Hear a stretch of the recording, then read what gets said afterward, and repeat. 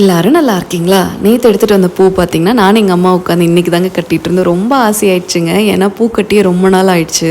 So முதல்லலாம் யாராவது relatives கல்யாணம்னாங்க வீட்லேயே வந்துட்டு எல்லோரும் உட்காந்து பூ வாங்கிட்டு வந்து வச்சுட்டு ஒருத்தரும் கட்டுவாங்கங்க. யாரது நெருக்கமாக இருக்குன்னு போட்டி போட்டு கட்டுவாங்க. அதுலேருந்து நாங்கள் பார்த்திங்கன்னா நெருக்கமாக இருக்கிறத எடுத்து வச்சுட்டு அடுத்த நாள் கல்யாணத்துக்கு போவோங்க. இதெல்லாமே நடக்கும். ஸோ இதெல்லாம் பார்த்து ரொம்ப ஆசையாகி தாங்க ஃபஸ்ட்டு மிளகா காம்பு இல்லாட்டி பேப்பர்லாம் கட் பண்ணி வச்சுதாங்க அதையே கட்டி பழகினங்க. அதுக்கப்புறம் பூ வச்சு கட்டி பழகினங்க. நீங்கள் ஃபஸ்ட்டு பூ கட்டுறதுக்கு முன்னாடி எது வச்சு கட்டி பழகினீங்கன்னு சொல்லிட்டு கமெண்ட் செக்ஷனில் என்கிட்ட சொல்லுங்கள். குட்டீஸ் எல்லாம் காலையில் பிரேக்ஃபாஸ்ட் முடிச்சுட்டுங்க அண்ணாவும் அவர் கூட சேர்ந்து பக்கத்தில் இருக்க ஸ்விம்மிங் பூல் தாங்க போயிட்டாங்க. இந்த பிளாஸ்டிக் வாத்தை தண்ணிக்குள்ளே போட்டால் முதந்து வருமேங்க, அது மாதிரி தீரன் குட்டி வந்து பண்ணிட்டு இருந்தார். ரொம்ப பார்க்கவே அழகாக இருந்ததுங்க.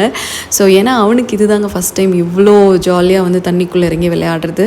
ஸோ மற்ற 3 பேர் சொல்லவே வேணாங்க. தண்ணியை பார்த்தா குழந்தைகள்லாம் எவ்வளோ ஜாலியாக என்ஜாய் பண்ணுவாங்க. ஸோ 4 பேரும் சேர்ந்து ரொம்ப ஜாலியாக என்ஜாய் பண்ணிட்டு இருந்தாங்க. தேங்க்ஸ் ஃபார் வாட்சிங்.